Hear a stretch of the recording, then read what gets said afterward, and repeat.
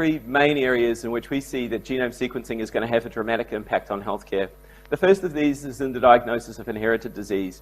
So again, a rare inherited disease, we think about rare diseases, we think, well, any one of these diseases, they've normally got long and unpronounceable names, yet at the same time, most of us will know somebody who has a rare disease.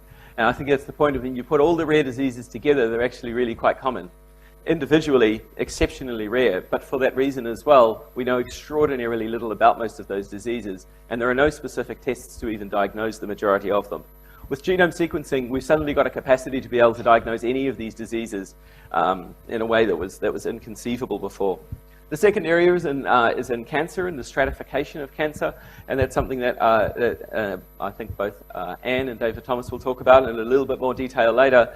But very briefly, the concept that we're able to genetically stratify cancer rather than just by looking at it through a microscope or identifying what tissue it came from in terms of informing how we might treat it is an enormous breakthrough and has tremendous potential.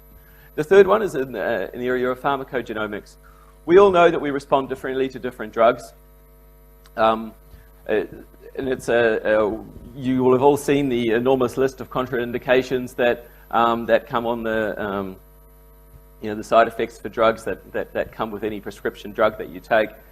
Why is it that there's a possible side effects which can be a mile long, affect some people and don't affect others? This is almost completely encoded in your genome. So it's possible that by sequencing a genome before we prescribe a drug that we can anticipate whether or not that drug is right for that person or not.